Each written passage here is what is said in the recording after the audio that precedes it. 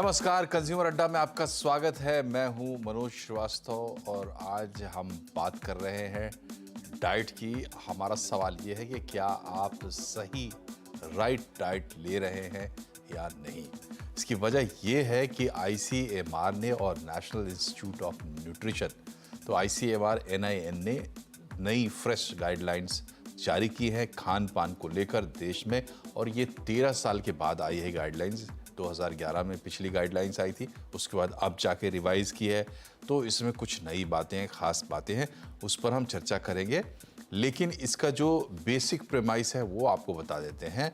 ICMR की ये जो गाइडलाइन है इसमें आधारित इसको इस बात पर किया गया है कि इनका कहना है भारत में जो बीमारियां हो रही हैं, लोगों को नॉन कम्युनिकेबल डिजीजेज जो हो रही हैं, उनका 56%, 56.5% ऐसी बीमारियां जो है उसकी वजह अनहेल्दी डाइट है। तो ये एक बड़ी चिंता की बात है। इसलिए जो डाइट रिकमेंडेशंस हैं उस पर चलना ज़रूरी है। यानी अगर आप अपने डाइट को संभालेंगे, इसके हिसाब से ढालेंगे, तो 80% तक टाइप 2 डायबिटीज़ कम की जा सकती। नॉन कम्युनिकेबल डिजीज़ में एक बड़ा एग्जाम्पल है कोरोनरी हार्ट डिजीज़, हाइपरटेंशन। ये तमाम चीज़ें घटेंगी अगर आप अपने डाइट को थोड़ा हेल्दी बनाते हैं तो, और साथ में थोड़ा व्यायाम अगर आप ऐड करते हैं तो। और अगर आप ये सब करते हैं तो जो प्रीमेच्योर डेथ केसेस होती हैं जाहिर है इन बीमारियों के चलते, वो भी कम होंगे। हाई फैट, सॉल्ट और शुगर को मना करना है, कम करना है हमारे डाइट में, ये ज़्यादा है। इसको लेकर चिंता व्यक्त की गई है। ये मोटी मोटी सी हाइलाइट्स हैं कि जो ICMR ने और NIN ने हाईलाइट की है अपनी गाइडलाइंस के साथ साथ। तो गाइडलाइंस क्या है, क्या चेंजेस हैं, इन तमाम पहलुओं को हम खंगालेंगे। पहले आपका परिचय कराते हैं हमारे मेहमानों से। फोर्टिस स्कॉट्स हॉस्पिटल के सीनियर इंटरवेंशनल कार्डियोलॉजिस्ट डॉक्टर विशाल रस्तोगी हमारे साथ है। डाइटिशियन और न्यूट्रिशनिस्ट डॉक्टर रिद्धिमा खमसेरा हमारे साथ है। और फिट भारत मिशन की फाउंडर शिवांगी देसाई हमारे साथ है। पहला सवाल आज रिद्धिमा से बनता है क्योंकि इनके डोमेन में ये एक बड़ी बात है कि 13 साल के बाद गाइडलाइन आई है। रिद्धिमा, आपने क्या हाईलाइट किया इन गाइडलाइंस में, क्या चेंजेस नोटिस किए, बेसिक फिलॉसफी क्या लगी आपको? Actually thank you for the question Manoj. पहले क्या था कि हमारा जब डेटा कलेक्ट किया गया ना, क्योंकि हिंदुस्तान में लेग्यूम्स, पल्सेस, मतलब जो हमारा प्रोटीन है, वेजिटेरियंस का जो प्रोटीन है, उसके रेट्स मार्केट में हायर है। बिकॉज ऑफ विच हमारे साथ क्या हुआ कि जो हिंदुस्तानी है ना, वो सीरियल्स पे, मतलब रोटियों पे ज्यादा डिपेंडेंट हो गए। साउथ में जाएंगे तो वो चावल पे डिपेंडेंट हो गए, नॉर्थ में जाएंगे तो वो रोटियों पे डिपेंडेंट हो गए। तो हमारा कार्बोहाइड्रेट इंटेक इतना बढ़ गया, जो होना चाहिए 45% वो 70% तक चला गया। और जो प्रोटीन का रिक्वायरमेंट 15% है, वो डिक्रीज होके हो गया 8% तक। डेयरी आ गया 8 से 10% तक, जिसके कारण हमारी बहुत सारी नॉन कम्युनिकेबल डिजीजेस में इंक्रीज आया।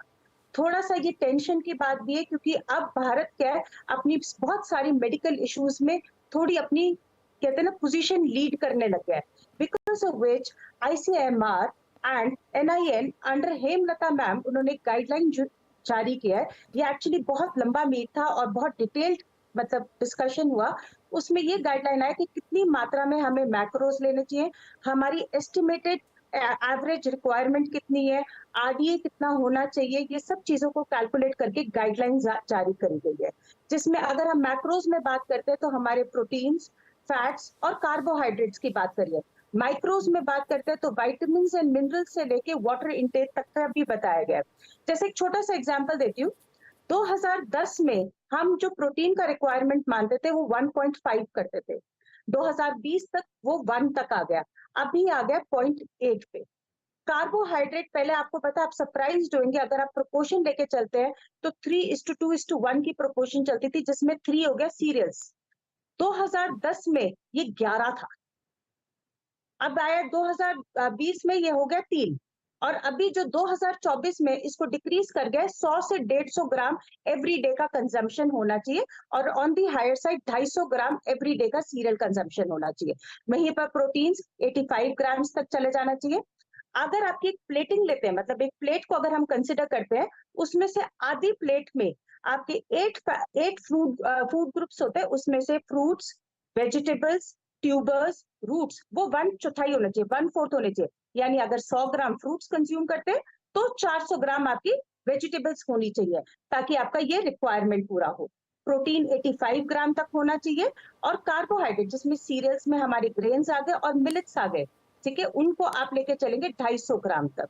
इसके अलावा इसमें बहुत इंपॉर्टेंट जो एम्फेसिस दिया गया है वो प्यूफा पे दिया हुआ है, poly unsaturated fatty acid. Poly unsaturated fatty acid हमारे हार्ट और ग्रोथ एंड डेवलपमेंट में काम आता है। इसमें N3 और N6 होता है, उसके ऊपर ज्यादा फोकस किया गया है। उसकी भी मात्रा बताई गई है कि वो आपको 35 ग्राम डेली कंज्यूम करना है। अगर एक वेजिटेरियन से इसमें लेंगे तो वो सीड्स की फॉर्म में हो सकता है, फ्लैक्स सीड्स, चिया सीड्स या इस तरह की चीजों में।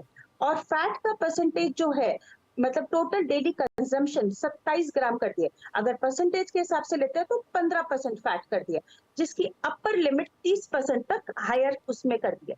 15 से 30% आपको ले सकते हो। 30 को भी फर्दर डिविजन दिया, मतलब ये बहुत डिटेल्ड है। इसमें आप saturated fatty acid, poly unsaturated fatty acid और मोनो अनसैचुरेटेड फैटी एसिड्स बराबर मात्रा में होना चाहिए। हिंदुस्तान की, जैसे अगर आप विलेजेस की तरफ जाते हैं या थोड़ा सा टायर 2 एंड टायर 3 सिटीज में जाते हैं, वहां पे घी का कंजम्पशन बहुत ज्यादा बढ़ गया। तो प्यूफा और आपका ये जो मोनो अनसैचुरेटेड नुफा है, ये तो बिल्कुल जीरो हो गया, और सैचुरेटेड फैटी एसिड्स में सब्जियां बनने लग गई। तो आपका जो 10% होना चाहिए था वो 30% पे चला गया, बिकॉज ऑफ विच हमारी कॉरोनरी डिजीजेस भी बहुत ज्यादा बढ़ गई है। जी जी अगर गाइडलाइन को फॉलो किया जाए तो होपफुली हम अपना हेल्थ पोर्शन इंप्रूव कर पाएंगे। जी। डॉक्टर विशाल, अगला सवाल आपसे बनता है कि ये गाइडलाइंस आपने देखी हैं, आपके इनिशियल कमेंट्स क्या हैं इस पर, और इसको नीचे तक कैसे पहुंचाया जाए? सो मनोज जी, हम लोग बहुत ही दिनों से ये डिस्कशन करते आ रहे हैं कि इंडिया में कॉरोनरी आर्टरी डिजीज बढ़ रही है, नॉन कम्युनिकेबल डिजीजेस बढ़ती जा रही हैं, और जैसे जैसे हमारी सोसाइटी अब मैच्योर हो रही है, वेस्टर्नाइज हो रही है, वैसे वैसे हमारे यंगस्टर्स को ये डिजीजेस होती जा रही हैं। हम हमेशा बात करते हैं कि डाइट होनी चाहिए अच्छी, एक्सरसाइज करना चाहिए, लेकिन कोई गाइडलाइन इंडिया के लेवल पर जो थी वो बहुत पुरानी हो गई थी, 13 साल से उस पर कोई अपडेट नहीं आया था। तो ये बहुत ही वेलकम कदम माना जाएगा, जैसे कि अभी डॉक्टर रिद्धिमा ने बोला कि अब इसमें इन्होंने बहुत अच्छे तरीके से हर एक चीज को एक्सप्लेन किया है। तो I would consider this as a very very welcome step. और इसकी वजह से अगर हम अपनी कॉरोनरी आर्टरी डिजीज को, डायबिटीज को और हाइपरटेंशन को, ये 3 बड़ी बड़ी बीमारियां जिनसे कि सबसे ज्यादा हमारे मरीज परेशान हैं और जिसकी वजह से मैक्सिमम हम लोग हॉस्पिटल में डिजीज बर्डन देखते हैं, ये हम कम कर पाएंगे। तो मेरा जो प्रिलिमिनरी इसमें मैंने स्टडी किया है, उसके हिसाब से इन्होंने बहुत ही डिटेल्ड इसका उन्होंने पूरा एनालिसिस दिया है। और जो अगर मैं सबसे सिंपल बात करूं तो वो ये है कि इन्होंने कहा है कि हमें सॉल्ट कम यूज करना है और शुगर कम यूज करनी है। शुगर के मामले में अगर कहा है कि केवल 20 ग्राम से ज्यादा शुगर पूरे दिन में नहीं इस्तेमाल करनी चाहिए, और इसके अलावा सॉल्ट की मात्रा बहुत कम होनी चाहिए। ऑयल और प्रोटीन पे भी इन्होंने कहा है कि इसको भी हमें लिमिट में लेना चाहिए। अगर हम इंडियन फूड की बात करें, जैसा रिद्धिमा ने भी कहा, तो हम लोग अपनी बात करते हैं कि हम तो जी 2 रोटी खाते हैं या 3 रोटी खाते हैं, तो हम अपने फूड को एक्चुअली रोटी की तरह से गिनते हैं और उसके साथ में थोड़ी सी दाल और थोड़ी सी सब्जियां ले लेते हैं। And this is a very very unhealthy trend. हमें ज्यादा जो कॉन्सेंट्रेट करना है वो ग्रीन लीफी वेजिटेबल्स पे और बाकी जो हेल्दी फूड्स हैं उस पर कॉन्सेंट्रेट करना है, क्योंकि माइक्रो न्यूट्रिएंट्स उतने इंपॉर्टेंट है जो कि हमें सीरियल्स में या खाली जो कार्बोहाइड्रेट्स हम ले रहे हैं उसमें नहीं मिलते हैं। तो ये गाइडलाइंस बहुत वेलकम स्टेप है, और इसको हम अगर डिटेल्स में पढ़ें और फॉलो करें तो हम बहुत हद तक अपनी हेल्थ इंप्रूव कर सकते हैं। अब इसको नीचे तक कैसे पर्कुलेट करना है, ये बहुत ही इंपॉर्टेंट सवाल है, और हम लोग आपके लेवल पे, अपने लेवल पे सब इस चीज को जो है आगे डिस्कशन करना चाहिए हमें, और इसके आगे सेमिनार्स और इंपॉर्टेंट मीटिंग्स करनी चाहिए, जिससे कि हम इसको आगे तक पर्कुलेट कर सके। बिकॉज दवा खाना, always it is said, prevention is always better than cure. So अगर हम बीमारियों को प्रिवेंट कर पाते हैं तो हम आगे की बहुत सारी प्रॉब्लम से बच सकते हैं। जी, तो अब इसको आगे कैसे बढ़ाया जाए, ये एक बड़ा सवाल है। शिवांगी, आपसे मेरा सवाल है और एक पर्सपेक्टिव देके मैं आपसे पूछ रहा हूँ। अभी देखिए, हाल में मसालों को लेकर बातचीत शुरू हुई, सिंगापुर में मसाले रोके गए, और उसके बाद पता चला यूरोप में 400 फूड आइटम्स जो हैं वो संदेह के घेरे में आ गए। और फसाई की पूरी एक ऐसा लग रहा है जैसे एक फिर से पूरी फिलॉसफी को रीडू हम लोगों को करना चाहिए। इसी बीच ये खबर आई है आईसीएमआर से गाइडलाइंस रिवाइव हुई है, ये एक पॉजिटिव खबर है। तो पूरा इकोसिस्टम कैसे तैयार किया जाए, इसमें भी कहा गया है कि पैकेज्ड फूड जो है उसके लेबल पढ़ना सीखे आम कंज्यूमर और समझना सीखे कि उसमें है क्या जो वो खा रहा है, ना कि आप सिर्फ ब्रांड पर और कीमत पर भरोसा करें कि भाई महंगी चीज़ है और बड़ा ब्रांड है तो ये अच्छा ही है, खा लें। तो इसको कैसे ऑर्गेनाइज तरीके से आगे बढ़ाया जाए ताकि ये परकोलेट करे और अंतिम आदमी तक पहुंचे। हम तो कल्पना बात तो हम गांव तक की कर रहे हैं, पहले शहर में भी जो लोग हैं वहां तक भी अवेयरनेस पहुंचे, कैसे होगा? बहुत अच्छा सवाल है मनोज जी कि इसे आगे कैसे लेकर जाए। पहले आईसीएमआर ने जो 17 गाइडलाइंस दी है, इट इज अमेजिंग, कमेंडेबल है, बट इसे आगे लेकर जाने के लिए एक ही रास्ता है, दैट इज एजुकेशन, जो सीएनबीसी आवाज़ के माध्यम से बहुत अच्छा हो रहा है। आवाज़ पहुंच रही है जनता तक। पैकेज्ड फूड के बारे में जो गाइडलाइन दी है वो इतनी ज़्यादा ज़रूरी थी क्योंकि आज लोग एडिक्टेड हो चुके हैं 3 चीज़ों की वजह से। वो जो पैकेज्ड फूड है उसमें एक तो पाम ऑयल, मैदा और शुगर, तीनों ऐसी चीज है जो जब इकट्ठा हो जाती है तो वो आपके टेस्ट बर्ड को इतना ज्यादा एडिक्टिव बना देता है। इवन आपके अंदर डोपामाइन से लेकर अलग अलग ऐसे केमिकल्स और न्यूरोट्रांसमीटर्स रिलीज करता है कि आप ना चाहकर भी उसके पीछे भागते रहते हो। हमने एक फिट भारत में सर्वे किया था, पता चला कि 365 डेज में से लोग कितना बाहर का खाते हैं या बाहर जाकर खाते हैं ऑन अ रेगुलर बेसिस। तो पता चला कि 224 डेज दोनों टाइम या एटलीस्ट एक टाइम वो बाहर का खाते हैं या तो घर पे बाहर का मंगवाते हैं। Now this is very shocking. तो जब हम खाने की बात कर रहे हैं, लोगों को लगता है हाँ ठीक है ना, हम लोग बाहर जाकर हेल्दी ही तो खा रहे हैं, बट नॉट नेसेसरी। आप जो पैकेज फूड खा रहे हैं, बाहर का खा रहे हैं, ज़रूरी नहीं है कि वो आपके हेल्थ के लिए अच्छा है। सो सबसे पहला कदम तो एजुकेशन ही होना चाहिए। जहाँ आप कोई भी पैकेट को अगर पकड़ते हैं तो मैं हमेशा कहती हूँ एक डायलॉग की, पीछे देखो पीछे, आप हम हमेशा आगे देखते हैं और पिक्चर देखते हैं और हम टेम्प्ट हो जाते हैं। और वो जो अहमद एक वायरल हुआ है उनका वीडियो, जो छोटा सा बच्चा है वो कहता है पीछे देखो पीछे। मैं हमेशा कहती हूँ हमेशा पैकेट के पीछे देखिए, आगे ना देखिए, इंग्रेडिएंट्स पढ़िए और 3 चीज़ें स्पेशली उसमें दिखाई दे तो वो कभी आपको नहीं टच करना है। मैं ऐसा नहीं कहती कि उसे बिल्कुल ना खाइए, बट पहले बॉडी को डिजर्विंग बनाइए कि आप रेगुलरली एक्सरसाइज करते हैं। जो भी रिद्धि मैडम ने बताया कि आपको अपना आधा प्लेट जो है क्या रखना चाहिए, फ्रूट्स, वेजिटेबल्स, लेग्यूम्स वगैरह रखना चाहिए, तो क्या वो रेगुलरली खाते हैं कि नहीं, वो ज़रूरी है। साथ में मैं और 5 चीज़ों के ऊपर फोकस चाहूँगी कि हमारी ऑडियंस जो सुन रहे हैं वो करे। सबसे पहला, व्हाट यू ईट, वो तो है, वो तो गाइडलाइन आपको पता चल गई, काफ़ी सारा डिस्कस किया हमने। पर जो दूसरा आता है that is how you eat, मतलब किस तरह से आप खाते हैं। आज एक नॉर्मल इंसान को जब देखते हैं, इतना ज़्यादा फास्ट खाता है, इतना ज़्यादा वो हड़बड़ी में खाता है, फास्ट पेस लाइफ में उसे टाइम नहीं है। आयरनी है कि वो 2 वक्त की रोटी कमाने के लिए मेहनत करता है, बट 2 वक्त की रोटी खाने के लिए वक्त नहीं है उसके पास।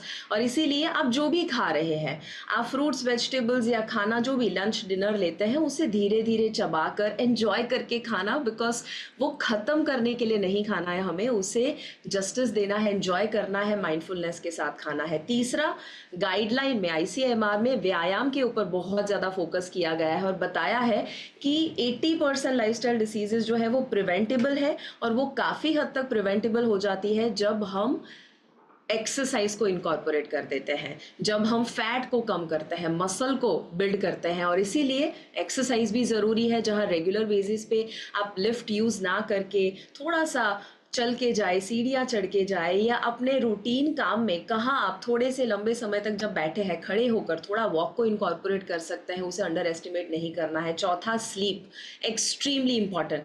हम लोग ये भूल जाते हैं कि हाँ ठीक है डाइट पे ज़रूर फोकस करें, बट वो डाइट का फ़ायदा आपको रात को जब सो जाते हैं तब मिलता है। जब रात को आपकी डीप स्लीप है, उस समय कुछ ऐसे हार्मोन्स रिलीज होते हैं और बॉडी का सिस्टम ऐसे बनता है जहाँ डिटॉक्स भी होता है और न्यूट्रिशन भी मिलता है। 5वां, इमोशन आता है, जहां आप अपने शरीर का ख्याल तो रखते हैं बट साथ में क्या मन का भी रखते हैं, क्या आप खुश रहते हैं। और आखिरी जो आता है छठा, दैट इज एनवायरनमेंट। आप आसपास ऐसे लोगों को रखें कि जो रेगुलरली जिम में जाते हैं, जो रेगुलरली एक्सरसाइज करना पसंद करते हैं, हेल्दी खाना पसंद करते हैं, ऐसे लोगों को रखेंगे, नेचुरली हम हेल्दी होंगे। क्योंकि अगर आपके दोस्तों में ज्यादा ओबीज लोग हैं तो हम भी ओबीज ही हो जाएंगे। जी, तो अच्छी सेहत और अच्छे रहन सहन और वेल बीइंग जिसे कहते हैं, कंप्लीट वेल बीइंग, उसकी तरफ बढ़ना है। और उसका एक बेसिक फिलॉसफी आप कह सकते हैं कि ये आईसीएमआर एनआईएन की गाइडलाइन को आप मान सकते हैं, जिसमें मोटी मोटी सी बातें बताई गई हैं।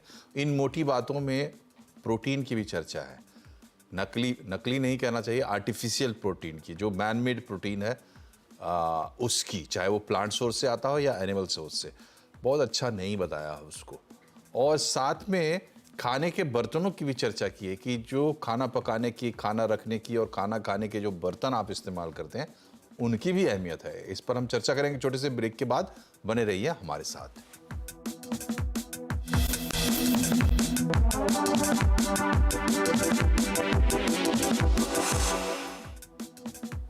ब्रेक के बाद एक बार फिर से आपका स्वागत है कंज्यूमर अड्डा में। आज हम बात कर रहे हैं आपकी डाइट की, और बात इसलिए कर रहे हैं क्योंकि आईसीएमआर एनआईएन की गाइडलाइंस आई है। फूड गाइडलाइंस 13 साल के बाद रिवाइज करके लाई गई है, और इसमें कई सारी इंपॉर्टेंट चीज़ें हैं जिन्हें हमें अपनाना चाहिए। डॉक्टर विशाल के पास चलते हैं। डॉक्टर विशाल, इसमें एक चीज़ आर्टिफिशियल प्रोटीन को लेके बताई गई है, और कहा गया कि इसमें एडिटिव्स हो सकते हैं, थोड़ा शुगर हो सकता है, 2-3 ऐसे पॉइंट्स बताए गए हैं। लेकिन एक, जैसे कि मैंने पहले भी कहा कि हम इसको एक फ़िलॉसफी मान रहे हैं।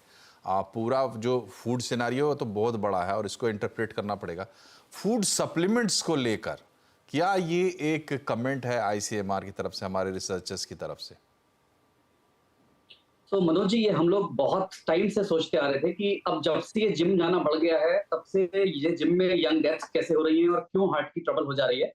तो अक्सर ये देखा गया है कि जो लोग फूड सप्लीमेंट्स लेते हैं, चाहे वो वे प्रोटीन की फॉर्म में हो, चाहे वो किसी भी बीसीसीए या अदर जो उनके सप्लीमेंट्स हैं वो हो, क्रिएटिन हो, ये सब कुछ हद तक किडनी को प्रभावित करते हैं एडवर्सली, और इनके अंदर कुछ ऐसे एडिशंस हो सकते हैं, जो कुछ ऐसे एनाबॉलिक स्टेरॉइड्स हार्मोन्स हो सकते हैं जो कि बॉडी को हार्म करते हैं और जिनसे कि हार्ट अटैक और बाकी बीमारियां बढ़ती हैं। तो आईसीएमआर ने बहुत क्लियरली कहा है कि हमें इन सप्लीमेंट्स का इस्तेमाल नहीं करना चाहिए, क्योंकि इससे किडनी पर और बाकी पूरी बॉडी पर एडवर्स इफेक्ट आता है।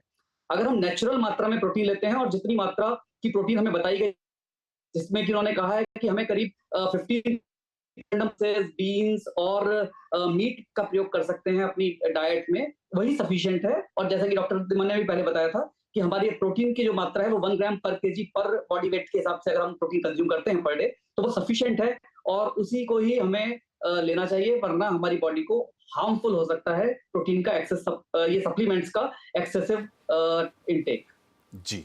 और डॉक्टर रिद्धिमा, इसमें बर्तनों के बारे में भी कहा गया है, बताया गया है कि जो सेफेस्ट है वो मिट्टी के बर्तन है, फिर स्टील के बर्तन, एल्यूमिनियम में भी कहते हैं कि आप अगर एसिडिक कुछ रखते हैं तो वो डैमेजिंग हुआ। तो इसको कितना सीरियसली लेना चाहिए?